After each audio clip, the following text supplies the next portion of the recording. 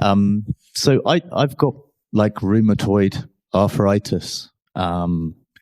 So every morning, I wake up in pain every morning. Yeah. So basically, every day, 5 o'clock in the morning or earlier, I have to get up because of the pain. Do you have any advice on like if you're dealing with physical pain? Yeah. Right. How you can meditate or use practices to get your mind in a way that also when you're dealing with physical pain, that you can somehow, see it as something to get away from, right? Yeah, I mean, I sympathize. I have arthritis in my shoulder also, and I have somewhat similar challenges. But the first thing is that in meditation we can learn to see how what we call physical pain is actually also involves the mental reaction to the physical pain. So we tend to think it's just one thing, but when we have physical pain and chronic physical pain, and there's I don't want this, I don't want it to bind me. Anxiety about the future, is it going to get worse, and where's this all leading to, and doubt and about what's the best way to treat it. So all those that sort of ball of mental reaction to it is so instinctual that seems to be just one and the same thing, and we call it physical pain. But through mindfulness practice and meditation, you can learn to separate these, and that's an incredible relief to see that actually the worst part of it is something that you're adding onto it, and you don't have to do that, and that the physical part is sometimes is actually not so bad. It's not one, oh, here it is again, and this says, that sense of depression, and I've got to deal with this again, another day, another round of pain, that kind of thought. But that's what you can deal with. That's the practice there. Talking about like Dhamma practice, or I'm talking this education system, rather than confining specifically to meditation technique or meditation techniques, then I like to look at it in terms of what we call the 4 right efforts. So let's say in regard to waking up with pain, the first thing is, how can I prevent all these negative mental states from arising when I feel physical pain? Or if they do arise, how can I let go of them? Is there a silver lining here? Is there are there some good qualities that I can develop through dealing with this? And can I feel a sense of growth in Dhamma through this particular challenge? A couple of like practical advice is that your mind can only either be in a positive or a negative, a wholesome or an unwholesome state. You can't have positive and negative elements in your mind at the same time. This is like basic Buddhist psychology. So one very useful technique is simple replacement. So if you're experiencing a lot of negative reaction to pain, then you cultivate positive, like loving kindness. So wherever it is that you have the rheumatoid arthritis, just sending these thoughts of love and acceptance, and just sort of caressing, yeah, you're okay, like you would with a baby, don't worry, everything's going to be all right, and just be kind to it. But cultivating that very kind, accepting thought replaces all the negative energy. If you want a more kind of wisdom practice, then look at the area of pain and investigate it, like scientifically. And there's like three good topics. One is the location of the pain. You say, oh, I've got a pain here and I've got pain there. But when you look at it very closely, it's moving around. It's not stable. So here you're having an insight into impermanence. And secondly, the characteristic of the pain. There's different kinds of pain. There's shooting pains and pressing pains and so on. And again, when you look at it more closely, it's not stable. There is a change, shift, impermanence. And then the intensity of the pain, like from 1 to 10, it comes in waves. It's not stable. So there again, here you're replacing the negative, I don't want this kind of reaction with this interest and curiosity. And look, this is a manifestation of the three characteristics of anicca, dukkha, anatta. This is my meditation object. This isn't my cross to bear. This is my path to liberation. It's something I can really learn from. Yeah. Thank you.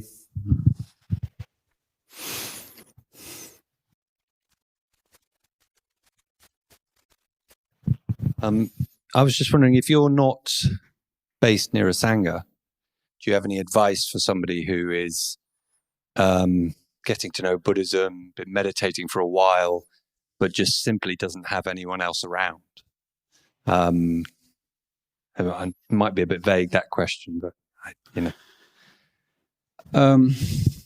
Well, there are a lot of sort of interesting developments over the past couple of years due to COVID, and I know a lot of groups now, Dhamma groups, who just come together in the morning and evening on Zoom and meditate together, sometimes chant together or listen to a Dhamma talk together.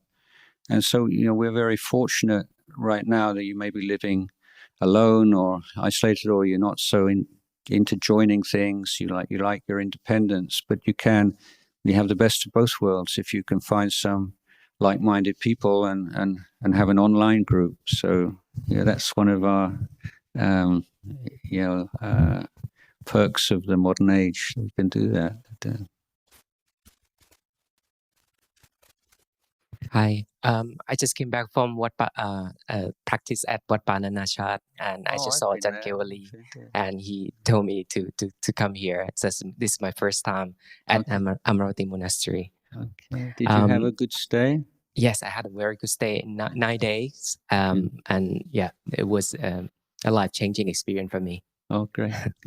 My question is, you talk about dukkha, and one of the Four Noble Truths, I think the last one was upekkha or equanimity. I would like to know, how can we apply that in daily life when we are aware that dukkha arise, in a simple term, please. Yeah, actually, upekkha is the fourth of a different group, which is called the Brahma Viharas. So these are like the positive emotions to be cultivated of loving kindness and compassion and sympathetic joy, and then upekkha. So upekkha, or most of these groups of Dhammas, almost all of them have a wisdom representative somewhere in the group. They're not always called wisdom or panya. In this particular group, upekkha is the wisdom member.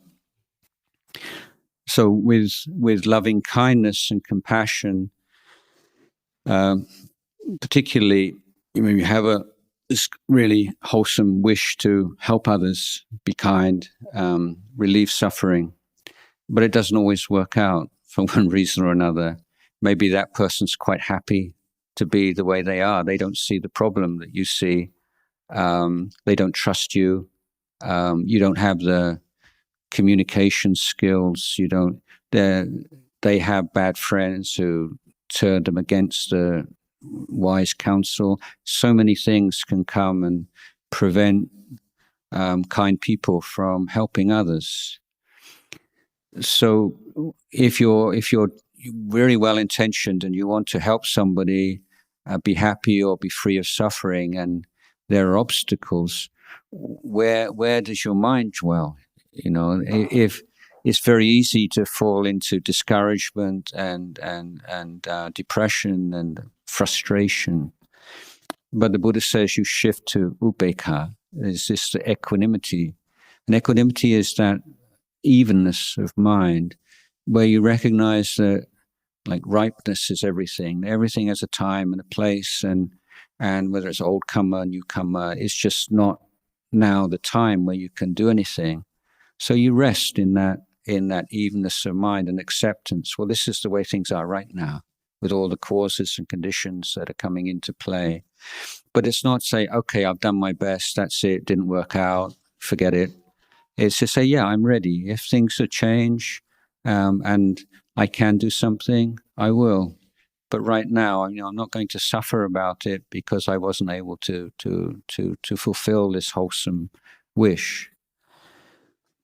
So you dwell in the upekkha, it's like the neutral gear, and then if there's something changes, then you move into a new gear and do something more active and helpful.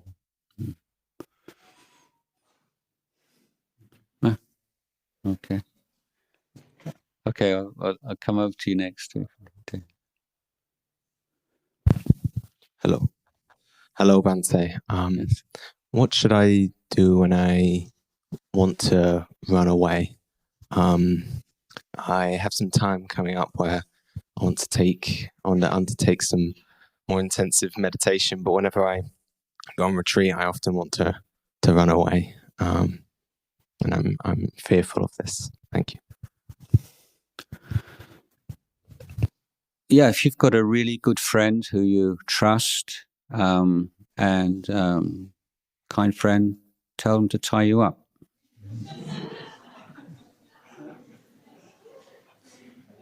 Lock the door. Yeah, sometimes it's just, you don't have the strength by yourself, but it's all right. I mean, that's completely normal. You really need to depend on people that you trust, have integrity, have your best wishes at heart, and say, don't listen to me, just make sure I stay here, and so you need a network, you need good friends. And so, like, Theravada Buddhism in some ways is the ultimate religion of self-reliance. You're born alone, you get old alone, you die alone, you got to sort this out, nobody can do it for you. So there's that whole kind of side of the teachings, and the other side is this emphasis on friendship and good friendship, and the Buddha says it's the whole of the holy life, and it's tough, when you have these really strong tendencies. There was one American man who came to our monastery. He was already in his 40s when he came, and he was just so dedicated and so on it. And then 6 months in, he just like that, he said, "I'm leaving." Everybody thought, he was like, he's going to be one of the stalwarts of the monastery for years to come. And he left. And then some years later, I found he'd done this. He went on to do exactly the same thing in 2 or 3 other branch monasteries. He arrived, he just fitted in so well, he was so humble, so dedicated, everybody loved him. 6 months in, and that was it, he's leaving. And I don't know how many times he'd done that before, but once you get to that age, like 40, it's just such a strong karmic pattern that it becomes really difficult. I mean, you're young, you can still do it, but I think you really need to look at finding ways of asking friends to help you, and to just, when you just push through that, that's all it is. You create, once you've done it once, you see, then you have that memory in your mind. If you've never done it at all, there's always that doubt, I can't do this, it's too much for me. But you only need to do it once. And they said, well, if you do it once, you can do it twice. You can do it twice, you can do it 3 times. And it's nothing more kind of mystical and esoteric than that. It's just creating a new habit and then cultivating that new habit until it eventually wipes out the old habit. So, yeah, it's doable for sure. Sorry, there's someone over here.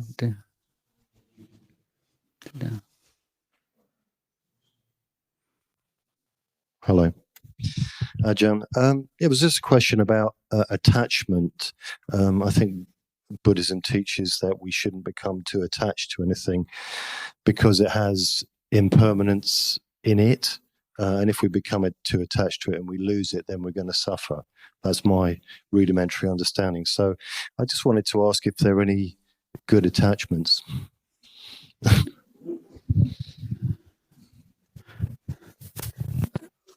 Yeah, I have a lot of time for Velcro, actually. That's very good. I think it's more like say in family life, you voluntarily take on some attachments.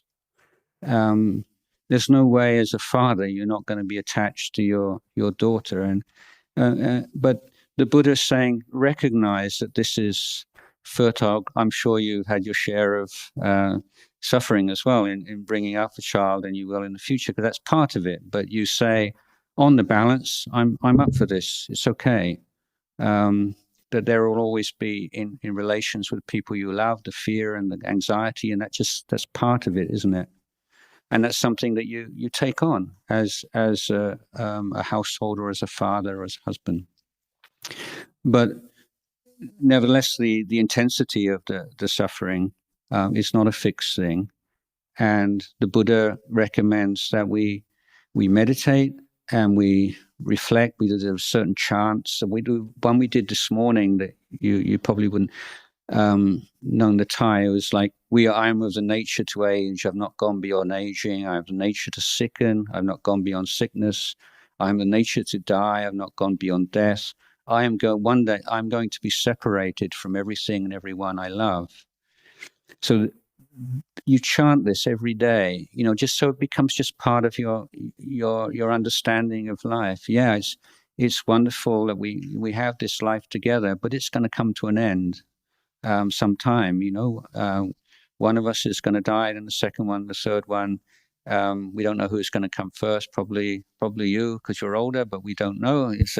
So is this sense of opening yourself up to those things. Oh, don't think about that. It's morbid. That's the kind of way you hear. And you say, Buddhist says, no, you need to think about these things. And rather than being depressing, it actually makes you see the value. Yeah, we don't know how much longer we're going to have to live with each other. And when I was there's a story when I was a teenager, I had a sort of stormy time with my parents, particularly about the length of my hair. Yeah, it's kind of ironic now. And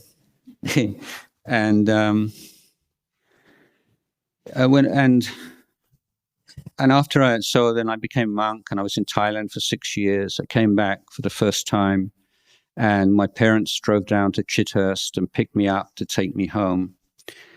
And we're in the car, and I had this same thought. When I think about all the times that difficult times in my teens, because of the length of my hair, and here I am with a shaved head, and my mother said at that moment, she said the same thing. You were with us for like 17 or 18 years. I never thought that the time we would spend together would be that short. And now you're living on the other side of the world. And if I could go back, some people say, I wouldn't change anything. My mum would change something. She said, if I could go back, I would never have made so much fuss about the length of your hair. And I'm thinking at the same time, well, if I'd known I was going to become a monk, I wouldn't have made such a big fuss of it. But, this is the wisdom of hindsight, isn't it? I mean, but with Dhamma, you can see, yeah, this is precious time we have together. And to recognize that everything's uncertain, everything's unsure. So let's not argue about stupid, petty things. Let's not make a mountain out of molehills, and let's enjoy that time together, because it's limited. And recognizing that there will be changes and that you'll move apart and it won't always be what you want. But you see, this is the nature of life, the nature of change, that things are always changing. And in meditation, again, coming back to this point of what you learned from meditation, is as you calm down, you begin to see things arising, passing away in your mind, a thought, an emotion, a memory, and it rises and it passes away. And every time it passes away, that's a separation. And so you're experiencing separation and cessation many, many times in a day. But you don't think, every time you walk out the house, there's a separation. But reflecting on that and seeing how separation is part and parcel of our life, then that, and how little control you have over things, which you see again in, like, think about thinking, as we identify with thinking a lot. But can you predict what you'll be thinking about in 5 minutes' time, or 1 minute, or 10 seconds, or even 1 second? You can't predict even 1 second beforehand for sure what you'll be thinking about. So that there's where is the control there, and how neurotically we strive to control things. So it's in that kind of area in the lay life, that we can really work with attachment, with that strong, it's got to be like this. It can't be any other way. I can only be happy if it's like this, and letting that go. But there will always a certain level of attachment, because that's just like, I call it love tax. You love somebody, there's a tax to pay, but you're willing to pay the tax. But that's what it's about. I paid a few taxes in my time. Thank you very much. Yeah.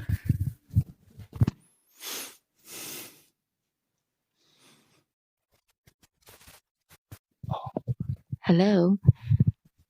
My question is, how should I introduce my parents to the practice? I mean, I was born into a different religion, but I was quite grateful to my parents that they never stopped me from following my own path. But now they have at an age where they accept me as who I am and what I practice. But now I want to introduce them to the practice. So I want to take your advice of how should I introduce them to the practice. How to introduce them my to parents, the practice. Yeah. I think that really what attracted me, and I think many other people, to maybe yourself as well, to Buddhism is how practical it is.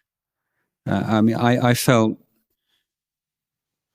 growing up that the Christianity or whatever was telling people you should be like this and you should be like that, but not giving people really sufficient tools to change. They said, well, I'm not like that, what do I do? And most people just feel guilty because they're not the kind of people they think they should be. So that may be unfair to Christians, but that's at least my take on it. So I think with parents, of course you have to respect their own religious tradition, and if they're happy with that, then we shouldn't try to convert them to Buddhism. That's not the sort of the Buddhist way. But what we can say is, look, you're a Christian, you're a Muslim, you're a Sikh, you're a whatever. But in Buddhism, there's some really, really good techniques and things that really help to be more happy and more calm and more peaceful. And are you interested in learning some of these kind of techniques? So it's more like borrowing things from the Buddhist tradition to enhance their own tradition. I think that's probably a better way to go. I mean, it may be they'll say, well, I really like this Buddhism, and but it has to come from them, really. But in terms of mindfulness practices and so on, and things that would make a definite improvement in their life. With Buddhism, we don't have a kind of copyright on these things. They say, well, if you can make use of that, then go ahead. And it's an offering of a kindness and without strings attached.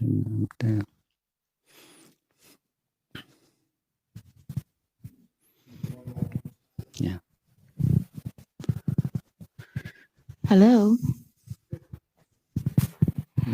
ส วัสดีค่ะพระอาจารย์นมัสการค่ะช่วยเอาหน้ากากลงได้ไหมฟังไม่ค่อยได้ยิน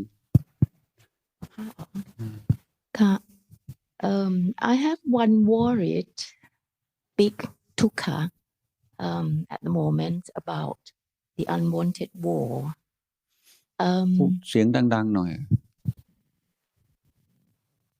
Yeah, it's about the unwanted war at the moment. I woke up and I said, oh, whatever, it's going to happen another day.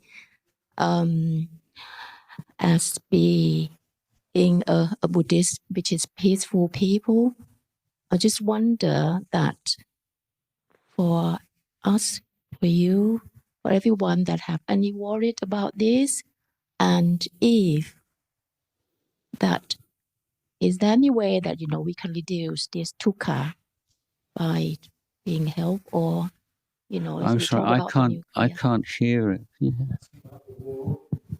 Yeah, it's about the Ukraine war. The Ukraine war. Yes, which is it's not that far from England. Yeah.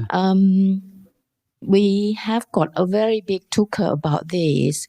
But as being a Buddhist people, which is peaceful people, I'm just wonder that are you have any worried about this, or we have any worried about this, or if there is, then what can we do to reduce this dukkha? Am I worried about it? I'm concerned because I have a student, a young, quite a junior monk, who went to start a small monastery in Kiev at the end of last year. Oh, and I told him I didn't think it was a good idea, but he was determined. He wanted to propagate Buddhism in his home country. So he was living in Kiev with two other bhikkhus, one trained in Burma and one trained in Sri Lanka, all Ukrainians, 3 Ukrainians together. Mm-hmm. And they did a Maka Puja retreat, and I did a Q&A session. It's like about 2 days or so before the invasion, and so they were caught in Kiev, and I've been speaking with him on the phone every day, every 2 days. Well, on WhatsApp, they still have coverage there amazingly, and he had to leave eventually, and he's living in a little shed in the back of a farm in the middle of the countryside near Poland at the moment. So I have some concerns for him. But this is the world we live in, isn't it? I mean, this is a war which is drawn. It's a terrible thing, and it's drawn a lot of attention, and it's on the news every day. But there are wars all the time. I mean, I can't think of a time when there hasn't been a war. But if it's in Africa or in Syria or even Iraq, Afghanistan, it's maybe not, doesn't touch people the same way that this war has done, but there is. My question is that how do you eliminate your feeling of being worried? To see how? Yeah, okay, that's a much better question. I'm sorry if I didn't pick out. Yeah, so what I'm trying to say is there are always things that are encourage or would trigger our feelings of anxiety. So the most important thing that we're learning is to see anxiety as anxiety. So anything that in our mind, we can look at it in 2 ways. We can look at the content or the process, and both things are important. You know, if you're in many cases, you know, you're thinking, you need to be thinking without prejudice, without bias, thinking logically, and so on. This is making sure the content of your thought is good. But the other side, and the side that we're not so good at, is seeing thought and seeing emotion and anxiety in the process. Because anxiety is not with you 24 hours a day. It arises and it passes away. And being able to see that. And also, more practically, to recognize just how much anxiety is triggered by just watching too much news. You don't need to watch the news all day. You can look for 5 minutes in the morning and get if you want, and you can find out all you need to know about what happened in last 24 hours in Ukraine within 5 minutes. But constantly looking at all the updates and watching it, you know, what is the purpose of that? What is the purpose of keeping up to date hour by hour and what's happening in a war? I don't see it's a useful or a valuable thing. I certainly feel you should be informed and should know what's going on, but I just feel it's way over the top and it's just destructive of mental health, and it's not a useful thing. So I would say don't follow the war so much. That would help with the anxiety. But the other thing is to be aware of anxiety as a mental state. There's always something. If it wasn't the Ukraine war, it'd be something else that, you know, that we can worry about.